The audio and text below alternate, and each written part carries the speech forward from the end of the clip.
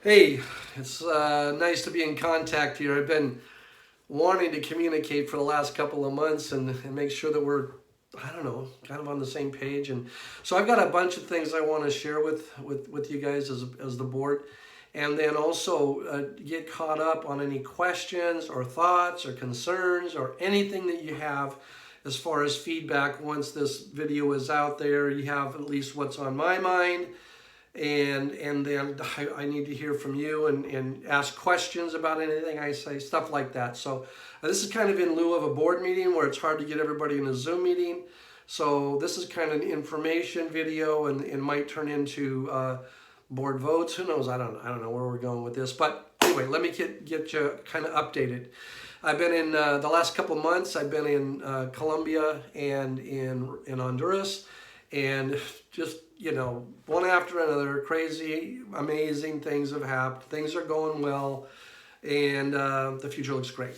So, and all that time I'm thinking, oh, you should do an update here, an update there.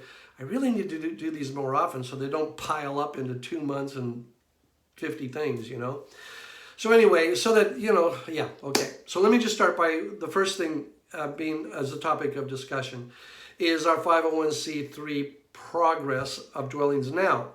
So right now we're operating under the covering, I guess, of alternative missions still, and trying to get this independent, DwellingsNow thing started. We have filed our 501c3 request, at least the law firm has that we hired, and now we're just waiting. I guess we're in line. I don't know how long it takes here these days with life and government and COVID and whatever.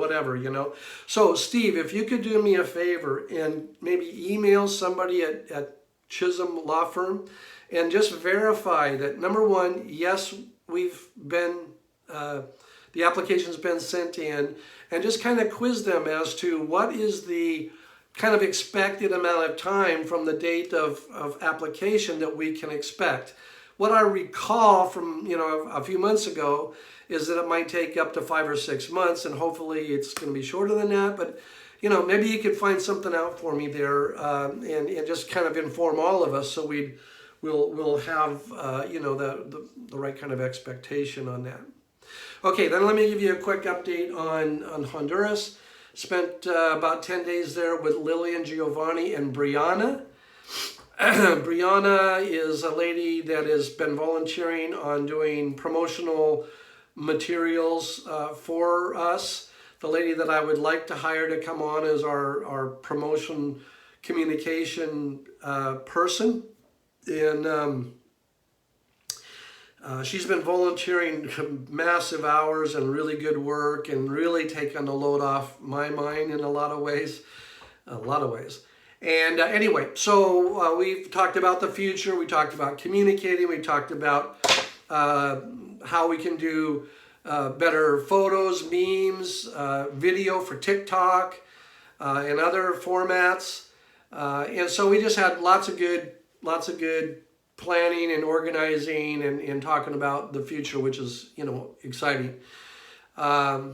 Brianna, I guess I can bring this up now. Brianna, I would like to bring on staff starting June 1st at $1,000 per month. Now, that's really not enough for what she does, but I think it's, for where we're at in our finances right now, I think it's what we maybe can do without freaking out and without it being a problem.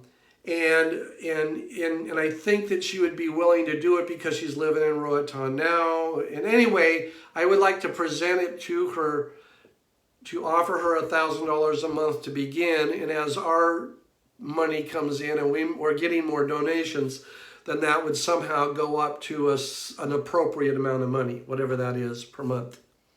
We'd have her full time, which would be awesome. We're meeting later today, about our 2022 plan of action. I'll pass that on to you at some point, our communication plan and our projects and all of that. Okay, yeah, so that was part of Honduras. At this time right now, we're getting ready to build 2 homes in March. One is a 40 homes campaign donation. A family here in Washington State donated $21,000. Just boom, awesome gift by this couple, young family, to build a home. And that's underway right now as far as the posts and the septic tanks going in. And then also there's a team led by Mike Prezioso, who's been in our board meetings, being part of those a couple of different times. I'll include him in this email update. Mike and his wife and a couple from Phoenix are building that home. So up to this point, I think this will make our third or fourth. Anyway, I should have had my numbers together here. X amount of homes that have been built so far. By the end of the first quarter of this year, I think we'll have like 4, 5, 6 homes built in our 40 homes campaign, probably about 6 by the end of March. And that's a slow start. Quarterly, if we did 10 a quarter, we're going to get to 40. But we're off to a slow start because we just don't have the donations. We don't have the money. And so that's something I'm going to circle back around to, the whole 40 homes campaign donations thing. Okay, Lilian and Giovanni they're geared up for building 25, 30 homes this year, mentally geared up and planned up as far as additional locals they can hire if it gets pressing as far as a bunch of homes at a certain time of the year. Okay, so they're all stoked. Everybody's happy. Everything's going great in Honduras. I think it's important to update you on the fact that, we're always trying to keep things as safe as we can. Liability is a big deal, and our truck is probably our greatest, potential liability problem. If because of it being in disrepair, it were to go off the road, roll, kill people, that'd be a problem, right? So I'm always on them about maintenance and all of that. So what we just did here recently, because we can't afford a new truck, is that I had them go out and spend money on a complete overhaul of the engine, the front end, and anything else related to safety. And so I think we just got the truck back here a couple days ago, and it cost us $2,500 for a complete diesel engine overhaul, and then also another $675 for other repairs. That would be things like front end, whatever else was done, right? That would be parts and repairs in labor. And then another $320 on brand new tires. So a total of $3,494 on getting our truck back up to a completely, rock solid safety level. And so that's where some money has been spent that really, should be in the budget, but we don't have a budget. So anyway, it was kind of an unnecessary expenditure. Okay, cool. And yeah, everything's up and ready to go for the 40 build home, all the homes to be built in Honduras this year. They pretty much have all the parts, tools and things they need. There's a few things that are needed. I think they're going to communicate with Blackwood and other teams about, but I don't think it's major things. I'm not totally sure. I understand that Blackwood is sending, or somebody at Blackwood, I think, is sending a cement mixer. Wow, that'll be a labor saver. So that's awesome. People are super generous. It's cool. We have a great network of people that serve with us. Okay, so that's kind of the update on Honduras. Relationships are good. Truck's good. Everybody is prepared mentally, physically, etc. for a 40 home, campaign, putting out the efforts for a great year. Morale is great. Everybody's pretty happy. Is happy. Okay, then maybe I'll bring this up now. Brianna. No. Okay, Colombia update. Colombia, you guys, is a whole nother thing. I got stories to tell you that could last forever. I won't tell you even one of them. But would love to over coffee or a phone conversation. Any questions that you might have for me? Our foundation is in place. Our bank account is in place. Believe me, those are giant stories in Colombia of how that takes place. And so we've transferred money from DwellingsNow that was designated for the startup into the bank account in Honduras, in Colombia, and we're finishing up our first home. We plan to present that home in April. I plan to go back April 1st for a month or two and launch a bunch of new things, multiple house builds, etc. We've identified a town where we want to kind of concentrate our efforts initially with multiple homes. A town called Palmore. It's a coffee town up in the mountains.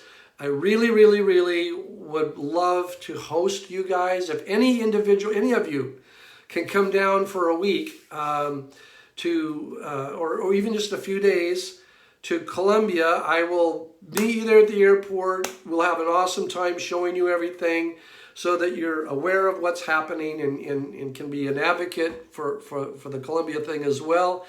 And my round-trip ticket, my next round-trip ticket out of Fort Lauderdale, Florida is $325. I mean, Roaton's like $1,000 or $1,200. It's crazy. And from Florida to where I am, $325. Come on. You know, so please come down and visit me. Once you get down there, we'll get things taken care of. So what's more update? Our goal for the first year in Colombia is 20 to 25 homes. Once we get started, we're going to be doing multiple homes and all that. Okay. Yeah, maybe I covered, I think, the most important things about Colombia, the foundation, the bank account. I've got an apartment down there that the foundation pays for every month. It's like $300. It's a 2-bedroom apartment by the beach zone, where all the tourists, the whole tourist zone part of town. And it's 2 bedrooms, and I have air conditioning, and including all of utilities, it's $300 a month. Pretty crazy, man. And I'm across the street from I've got restaurants near me. I walk everywhere. It's awesome. Anyway, please come and visit me. Cool. And any questions you have about Colombia or concerns, let me know what they are so I can address them. Okay, then on the 40 Homes campaign update. No, this is a financial 40 Homes update. I mentioned that we're off to a slow start. The reason we're off to a slow start is because we don't have the money. And we don't have the money because, like last year, we pledged as board members, and when we went out and got people to pledge. And so significant things were happening. So far this year, none of that. And I know that Trevor and Wayne in particular have mentioned that they want to wait till we have our 501c3, which we don't know when that will be. So significant influxes of money are like who knows when, and we don't know really when we're going to get off the ground with that. I think we need to talk about, as board members, making pledges and making the effort to go ahead and begin to process money as we have it now. And then if the concern is we don't want to confuse our friends, then that's another matter. But maybe as board members, we can begin. I know, like last year, Trevor, your pledges and other board members who stepped up with significant donations were just huge in our budget and helping us get things done. Right now, we don't have that. So I'm wondering, as a board, do we continue to wait till who knows when, June, July, or whenever our 501c3 comes through? Or how can we generate money within our board now through pledges, etc., and start moving forward with serious efforts to get homes built in our 40 Homes campaign? Cool. So if there's anything I'm concerned about, I guess it's that. I am having conversations with a number of people, like this young family who just gave $21,000 check. And I'm having that kind of conversation with Bagley Walker. Some of you might know who he is, back on the East Coast. He's been a major donor over the last, many, many years. And he contacted me the other day and said that he asked me questions about what would it cost to build a home, etc. There's another group in Ridgeway, Colorado, making that with that consideration. And so there's people out there, but we're kind of stuck not progressing more quickly with local builds, as Lilian and Giovanni call them. We're progressing very slow. They have a lot of open time slots where they could build local homes with the 40 Homes campaign money, but we just don't have it. But they got lots of open dates ready to fill in. We probably got about 10 or 12 confirmed teams for this year, with probably another 5 or 6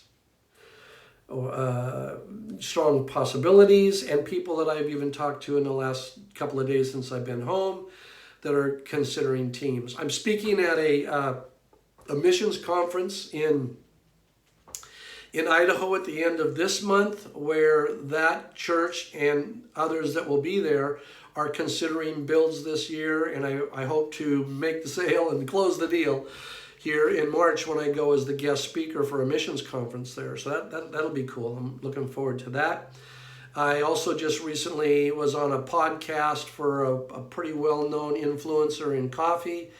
I don't know if you saw, I'll include a link to that podcast that I hope to begin to see if more things happen there. Okay, there's just too many rabbit trails I could go down, and I'm trying to keep that from happening. Okay, and then Trevor, I'll mention this here, but Trevor and I are talking about trying to hook up with New Story Charity, make a presentation, see if we can somehow get in their network of partners and get involved in some of the money that they have, which they have, millions of dollars. And at one time, I know that they're willing to consider us as partners, and we just kind of have to make that case that we would be good partners. One of the biggest condition they have that I think might be our but need to be creative about, is that they're like, look, Tom, you need to get down to $10,000 per house. That's our thing. We advertise that we build houses for $10,000. And so that our partners need to do that too. So anyway, Trevor and I are going to put our heads together, see if we can't get an appointment and make a presentation to New Story Charity. And so there's multiple ways we can get to 40 homes this year, especially if Colombia does 20 homes, or 25 homes. That makes it, we're there, But it'd be nice to do more. And or I can't guarantee 20 homes out of Colombia, but that's what we are projecting. Cool.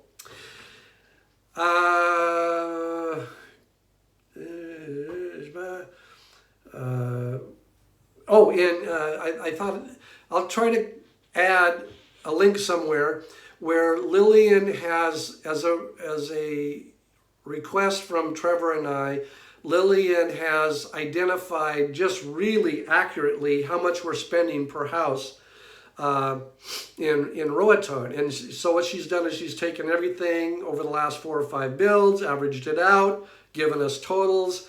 She's put together charts and graphs and all those cool things. And I will try to add those to this video so that you can see and now analyze how can we get down to 10,000. What do we have to do? Maybe redesign a different house, whatever. Trevor and I are going to put our heads together on that one.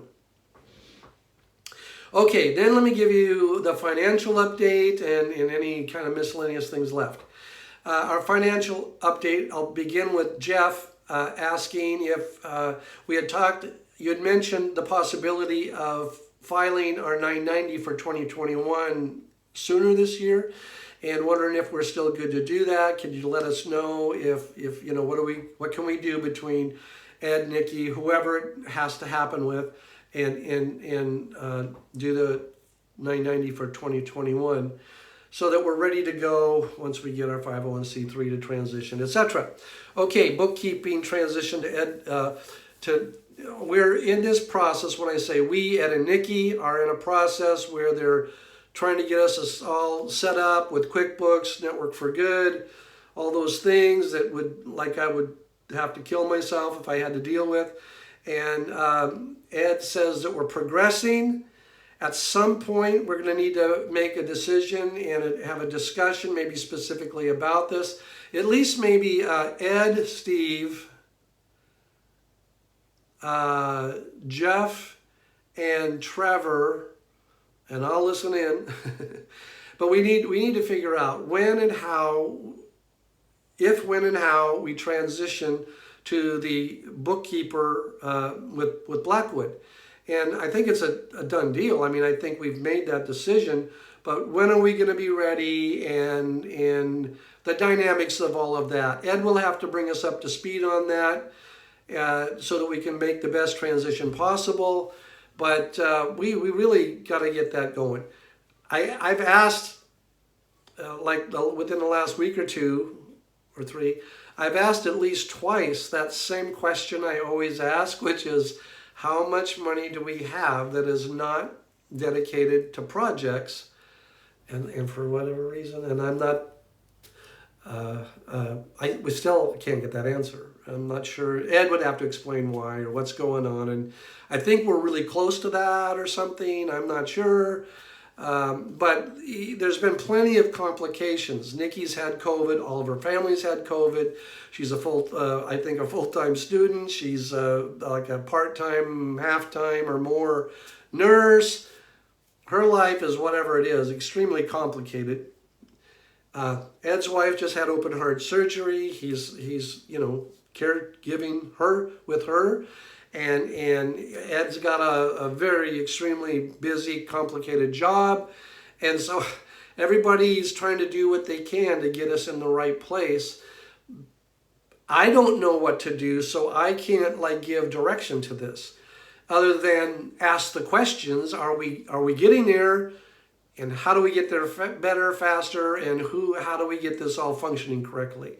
I think Jeff, Trevor, Ed, Steve, and I need to somehow, or maybe absolutely directly, Ed and Trevor need to have a discussion together and move us forward on this. Okay.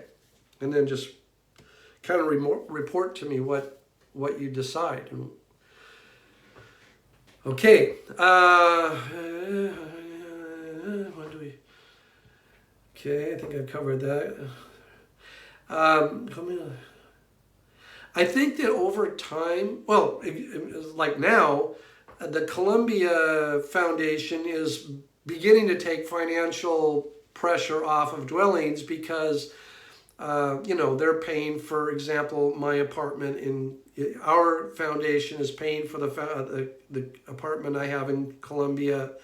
They're going to start paying for all my flights. There's a number of expenses that they're paying that Dwellings has paid in the past. And so that's good. And we anticipate our desire in time is to be able to give money back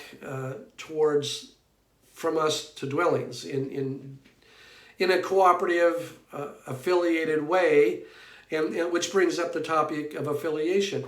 I would like to create some kind of an agreement document, not legally binding, but an intention, an affiliation between Viviendas Dignas Colombia and DwellingsNow. One was the direct result of the other.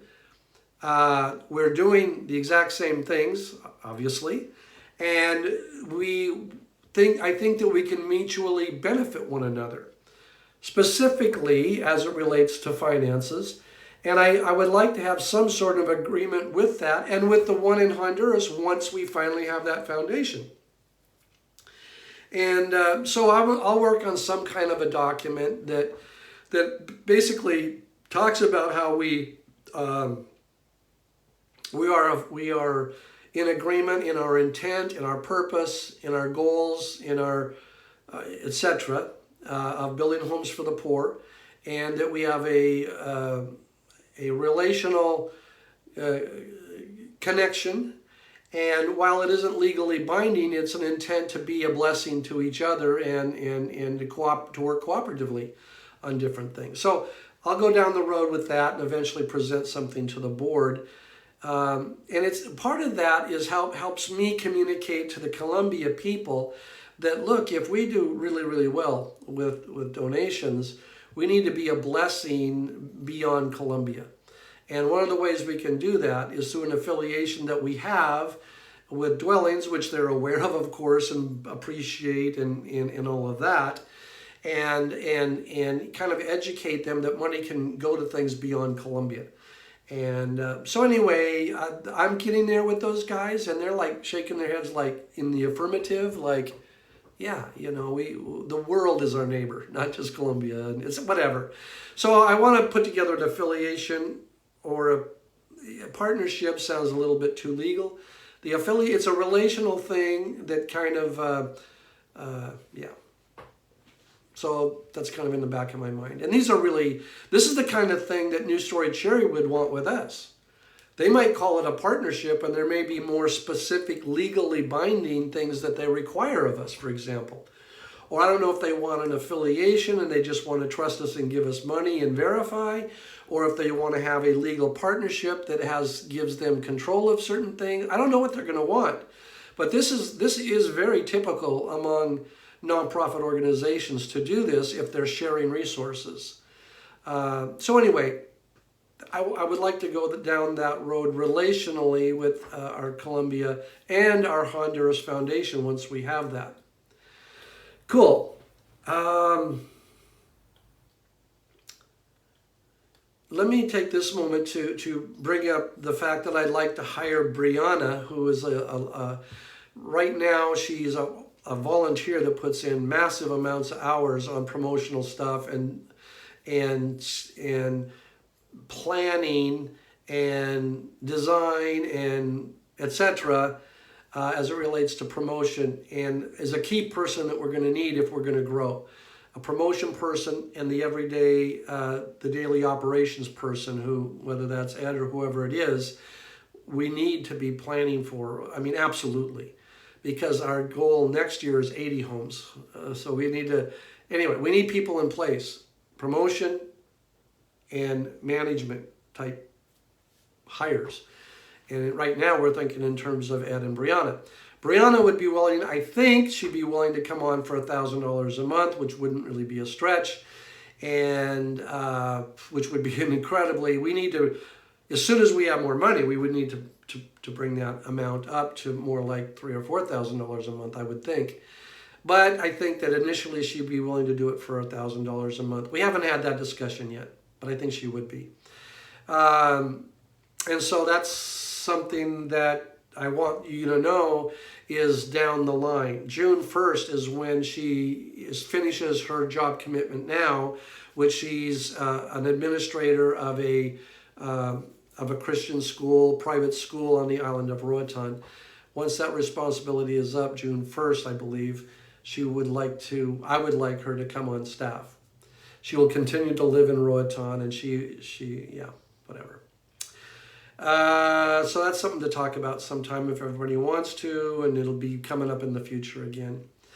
Also financially, we sent Sadie to Colombia to, oversee some things, some house builds and things for us, projects.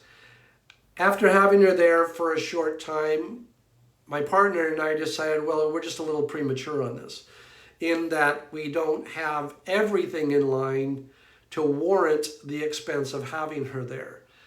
Once we're up and running, we're doing 10, 15, 20, 30 homes in one location, and we need a project manager, we could revisit the expense related to having her there. And so she's gone back to Roatan. She's no longer salaried by us. We were paying her $1,000 a month. That money could go to Brianna to start things off. So anyway, we're no longer paying Sadie, and I do want to bring her back when it's appropriate and productive, hopefully. Just a note, Trevor, I believe I'm not speaking out of school, but Trevor is committed to building Sadie a home. Linnea and I helped put a down payment on a decent piece of land for Sadie, and she's making monthly payments of about $100 or $150 on that land. And that land, we're going to help her get it ready for the build, which should take place in November, I believe, Trevor. Anyway, so what's her name? Sadie is definitely still on the radar screen, my radar screen, of a key person that eventually be working full-time with Dwellings, and in Colombia would be the best place to put her. Of course, she's disappointed that we sent her home, but what can you do? She understands. She's just disappointed. Be praying for her to be able to find consistent work to support herself. She is working here and there and kind of making it. But anyway, keep praying for her.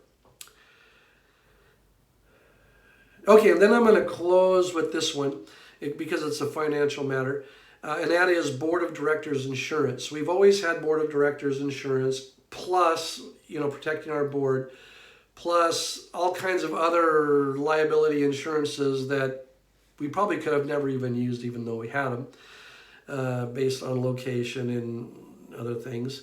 And now we still continue to have now just Board of Directors insurance without the extra stuff for alternative missions, because that's where everything is still legally, financially going through. Dwellings isn't on its own yet. As soon as we have Dwellings, we're going to need Board of Directors insurance for that. And then what the big debate is every insurance agent wants to sell you 15 other things, right? And so they've got a whole list of things. There's got the Board of Directors insurance, let's say it's $1,000, $1,200 a year. And then they got this other stuff that comes to $5,000 or $6,000 a year. And Steve and I have talked about this a bit. Ed and I have talked about this a bit, but we need to settle this.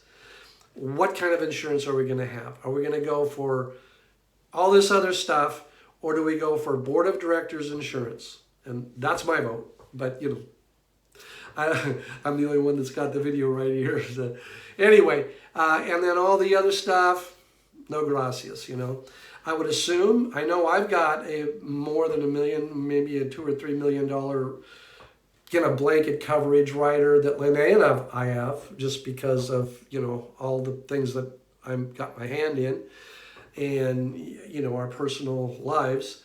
I am assuming, I'd be interested to know how many of you have a kind of a, I don't know what they call that kind of insurance, but kind of a overall liability protection of $1 million or more protection.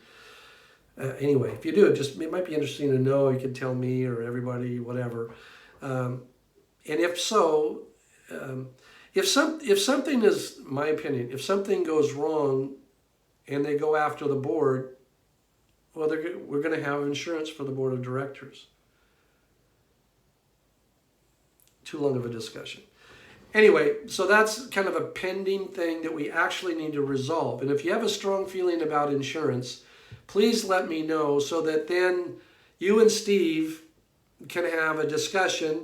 Steve can kind of be the resource of kind of everybody's opinion on this. And then at some point we have a vote as it relates to the DwellingsNow. And Steve, if you could put out there somehow to everybody, this is the amount we're looking at for basic board coverage. This is what we're looking at without it being too complicated. As far as like, there's this amount, it covers this amount of liability, and then there's this, and geez, it's huge. Documents too long for me to read without wanting to get a gun or something. Anyway, so those are some of the financial updates. And I think that's everything that I've got on my mind. So I'm super stoked about the future. I'm cautiously optimistic and a little concerned about Colombia in that my relationships are new. I'm learning about how a different country functions, which is not at all like Honduras. Not at all like the United States. And so whether it's my concern for my own personal physical safety or not understanding how corruption functions within that country exactly, and I'm new to relationships that I'm trying to understand that have a cultural and language complication to it. Overall, I feel really good and really excited. The opportunities to help, unreal. And the potential, it sounds like, of funding is there. And so I'm continuing to cautiously move forward. The one phrase I hear in Colombia from everyone and anyone at any level of any relationship is, cuidado, Tom. Be careful, Tom. And that starts with when you open your door in the morning and to go for a walk. To anything you do in Colombia, there is a level of danger unlike anywhere I have ever been. And yet, I feel confident that God has me there doing what He wants me to do, and especially my co-founder and a key donor are very, aware of my safety and are always asking. Between the two of them, I must get, 10 messages a day. Where are you? What are you doing? Who are you with? When you come home from the mall, take a picture of your taxi number and send it to me before you get in. I mean, they're keeping track of me all the time, and concerned about my safety. And so that would be like the prayer concern for sure, is safety and then wisdom. But overall, I feel extremely positive, very comfortable. I don't know what I don't know, but I'm aware that I don't know a lot of things.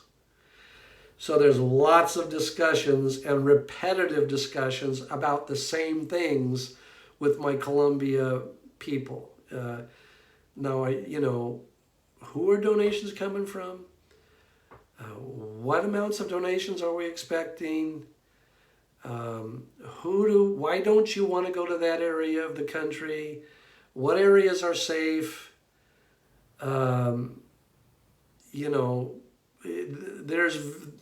They of course have lived there.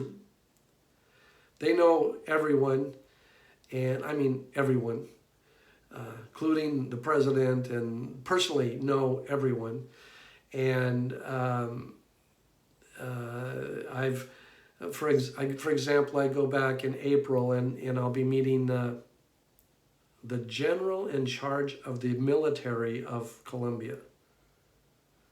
There is no bigger, unfortunately, narco in Colombia than the general who runs the army of Colombia.